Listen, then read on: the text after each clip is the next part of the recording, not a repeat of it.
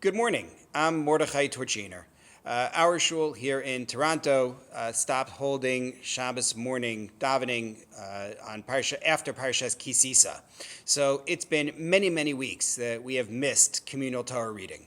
So when we reopen, God willing, in the coming weeks, how many Torah readings do we perform?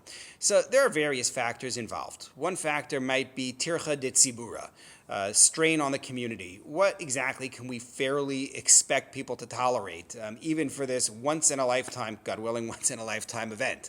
Another key factor may be whether it is safe for people to be together in shul for that long a period of time. But pretending neither of those were issues, what would be done in the ideal world that doesn't really exist, but let's pretend we had an ideal world. What would we do? So I'm trying to present this in a relatively short video. You will notice me looking over to the side a little bit because I've got some notes because I'm trying to present this clearly and quickly. What I want to do is to survey 5 recent rulings on this issue, each one taking a slightly different stance.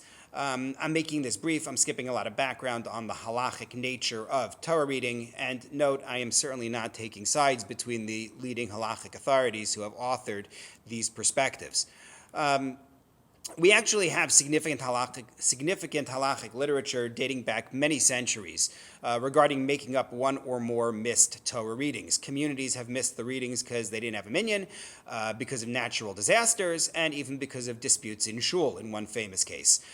So this issue has been addressed in different ways.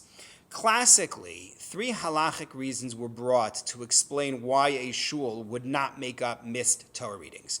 First approach, Shar Ephraim, argued that if there was no minyan at all, then there was no obligation for Torah reading. Further, each Shabbos has a designated Torah reading. So if you didn't have a minyan on a particular week, let's say the week of Emor, because there was no minyan, there's no reason to make up Emor the following week. Next week is not an Emor reading, and there was no obligation to read it on Emor. So you're done. That's one argument. Second argument, the Maharam mints. The enactment of Kriyas haTorah is such that we don't read more than 2 parshiot on any Shabbos, right? If we have a double parsha, we read a double. There's no such concept as a triple parsha. Therefore, I may not make up more than 1 parsha and maybe none. In other words, if this week is supposed to be a double, as this coming Shabbos is supposed to be, Bahar B'chukosai, then that's it. I can't add on an additional reading. You can't go beyond 2. If this coming week were a single parsha, I could make up 1, and that's it. So that's a second reason not to make up certainly all of the missed parshios. And then the third, also from the Maharam mints, is that the Torah reading is specific to reading from a particular chumash, not reading from the entire Torah. I think that there's support for this in the point of view that says that if a shul lacks a full kosher Torah, they could still read from a Torah if the chumash from which we were reading was itself kosher. I think that points to the idea that the reading may be chumash specific and not about the whole Torah. In any case, whether that's the Maharam Mintz's logic or not, his point is you can only read from that chumash. So, if this week we were able to reconvene, we could lane all the missed ones from Vayikra, but we could not go back to Vayakal Pekudei from the book of Shmos. If this were to extend into Sefer Bamidbar, we couldn't go back and read all the ones we missed from Sefer Vayikra. So 3 different reasons were brought to explain why we wouldn't make up missed Torah readings, either all or some. Either if there was no minyan, there was no obligation, and that's it. There's no such thing as a makeup.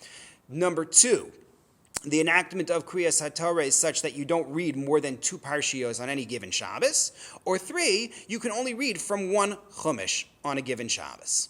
So the question now is, do we follow any or all of these 3 arguments against making up all or part of the Torah reading? So, as I've said, I surveyed 5 recent rulings, and I found the following positions. In terms of those 3 views, the Shar Ephraim, the Maharam Mintz, not making up missing portions at all, or not making up multiple missed portions, or not making up from multiple chumashim, Sephardi Chief Rabbi Rav Yitzchak Yosef and Kol Eretz Chemda in Israel believe that we reject all 3 reasons not to make up the Torah reading. And I'm not going to go into their different positions. They have different reasons for their rejections. But therefore, they say, shuls are obligated to make up all of the missed readings, even across chumashim. That's one view. Rav Yosef Tzvi Rimon, the Rav of Alon Shvut South, rejects the first argument, the argument that where there was no minyan, there's nothing to do.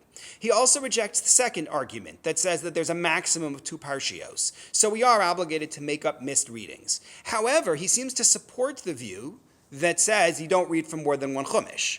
So he says you're making it up, but only from the chumash you're currently located in. Then you have Rav Hershel Schachter. And Rav Hershel Schachter says that shuls may rely on the lenient views, those 3 points that we made about not making things up, and therefore not make up the Torah readings. A shul may decide to do that. And then Rav Asher Weiss contends that shuls must rely on the lenient views and not make up the Torah readings because we are besafek, because we are not sure what to do.